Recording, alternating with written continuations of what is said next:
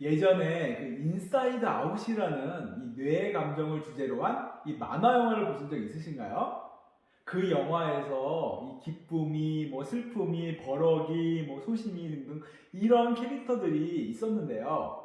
지금 그 영화를 생각해 보면 이 영화 주인공인 이 기쁨이가 이 모든 감정을 조절하고 이 조율하는 그런 역할을 하는 것으로 보아 이 세로토닌이라는 이 물질이 이 주인공 기쁨이가 아닌가 생각이 듭니다. 자, 이 뇌 속에는 여러 가지 신경 전달 물질이 있는데요. 그 중에 이 마음, 즉, 이 감정을 결정하는 대표적인 세 가지 뇌 신경 전달 물질이 이 도파민, 세로토닌, 노르 아드레날린이라는 것이 있는데요. 우리가 이 행복할 때, 이 편안한 상태일 때 이 분비되는 물질이 바로 이 세로토닌이라고 합니다. 즉, 우리가 이 힐링이라고 하죠. 이것을 뇌과학에서는 세로토닌이 충분하게 분비가 되고 활성화가 된 상태라고 하는데요. 자, 이렇게 이 세로토닌 관련해서 이 영상을 찍게 된 것은 우리가 이 반려견들 이 문제 행동이라고 생각하는 것들이 사실 이 반려견의 이 뇌의 호르몬 작용에 의한 이 심리적 불안과 그리고 정신적 스트레스로 발생되는 경우가 상당히 많기 때문에 이것을 뇌과학에 초점해서 쉽게 설명해 드리기 위해서 이 영상을 만들어 보게 되었습니다. 자, 상식이니까 짧게 이 세 가지 신경 전달 물질에 대해서 말씀드리면, 먼저 이 도파민은 뭔가 보상에 의한 이 욕구를 발생하는 그런 물질로 이 짜릿한 이 쾌감을 주지만, 이 물질은 오래 지속되지도 자주 일어나지도 않고, 특히 이 뇌과학에서는 이 자제력이 없다라는 그런 특징이 있고요. 그리고 노르 아드레날린은 이 다른 말로 이 노르 에피네프린이라고도 하는데요. 이 호르몬은 이 위험하다는 감정이 감지되었을 때 분출되는 물질로, 이 지난 시간에 이야기했던 그 3층 뇌 구조에서 두 번째 층인 포유류의 뇌, 즉 이 변형계 안에 이 편도체에서 이 위험 신호를 감지해서 이 신체 반응을 나타나게 하는 그런 물질로, 흔히 몸의 긴장도를 높이는 그런 스트레스 호르몬이라고 합니다. 이 세로토닌은 이 도파민과 노르아드레날린을 조율해서 이 몸의 온전함을 유지시켜주는 그런 기능을 하는데요. 이 도파민으로 이렇게 흥분된 이 쾌감을 조율하고 노르아드레날린에 의한 이 긴장된 이런 스트레스를 낮춰주는 그런 중요한 기능을 하는 물질이라고 합니다. 자, 그럼 이 본격적으로 이 세로토닌에 대한 내용을 이야기해 보겠습니다. 자, 이 세로토닌 물질이 생성되는 이 세로토닌 신경은 본능적 행위를 담당하는 이 파충류의 뇌라고 불리우는 이 뇌간에 있고요. 아시다시피 이 생존과 가장 직결되는 뇌지요. 자, 이렇게 이 뇌간의 이 세로토닌 신경은 이 포유류의 뇌와 인간의 뇌, 즉 2층, 3층 이 뇌까지 모든 뇌의 부위에 넓게 뻗어 있습니다. 아까도 말씀드린 것처럼 이 세로토닌은 이 충동이나 이 공격성을 불러일으키는 이 노르아드레날린과, 그리고 또 강한 이 쾌감을 동반하지만 이 중독 위험이 있는 도파민의 폭주를 조절해주는 그런 역할을 하죠. 이 세로토닌에 의한 이 감정 조절이 이 마음을 평온하게 만들어주는 것이죠.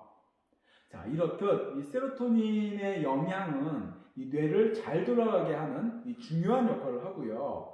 이 뇌가 잘 돌아가면 이 몸의 여러 가지 뭐 이런 장기도 잘 작동이 되고, 이로써 이 스트레스를 잘 대처하게 되면 이 몸의 호르몬도 균형을 잘 잡게 되겠죠. 자, 그러면 이 자연스럽게 이 장도 건강해지고, 그에 따라 이 피부도 좋아지고, 이렇게 연쇄적 이런 건강에 도움을 주는 아주 중요한 역할을 하는 것이 이 세로토닌이고, 또 우리 인간과 이 반려견에게도 아주 유용한 행복 호르몬이 바로 이 세로토닌이라는 겁니다. 자, 그럼 이 좋은 세로토닌을 활성화하기 위해서는 어떻게 해야 하는가? 자, 첫째, 아주 밝은 햇살을 쬐는 것인데요.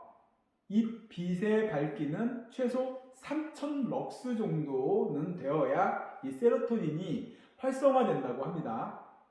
자, 중요한 것은 이 몸이 아닌 이 눈으로 쬐어야 하고요. 이 실내에서도 아침에 강한 빛이 들어올 때 이 창문을 열고 이 강렬한 빛이 충분히 들어오게 해서 우리 반려견들에게 아주 밝은 실내 환경을 만들어주면 좋겠죠.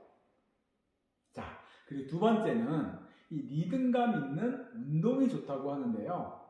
우리 반려견들과는 함께 집중해서 산책을 하면서 좀 리드미컬하게 이렇게 걷는 것이 되겠죠. 이 세로토닌 합성은 이 걷기 운동을 시작해서 한 15분 정도 후에 이 왕성해지는 것을 좀 감안을 해서 최소 20분 정도는 함께 집중해서 이렇게 산책 걷기를 하는 것이 좋겠습니다. 그리고 세 번째는 태양, 그리고 하늘, 바람, 이 주변 환경, 이 자연 환경을 다 느끼면서 오감으로 이렇게 기분 좋게 산책하라는 것인데요. 그러면 이 행복감을 느끼는 이 세로토닌이 분출되고 우리 반려견 또한 이 보호자와의 이 거울 신경세포를 통해서 더 큰 행복 호르몬을 만들게 되겠죠. 그리고 네 번째는 이 세로토닌의 효과를 극대화하기 위해서 이 아이들과 그냥 막 걸으면 안 되고 우리 반려견과의 이 교감에 이렇게 주의를 기울이면서 이 마음을 평온하게 유지하는 것이 좋겠고요. 자, 마지막 다섯 번째로는 호흡. 이 산책 중간중간에 크게 심호흡을 자주 하는 것이 좋은데요.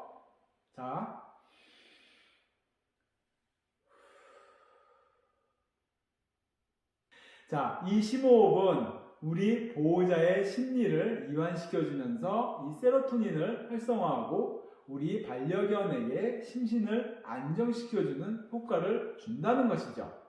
자, 이렇게 반려견과의 올바른 산책 걷기는 보호자와 반려견 모두의 건강한 뇌를 갖게 하는 이 세로토닌을 활성화하는 데 아주 중요한 역할을 하고요.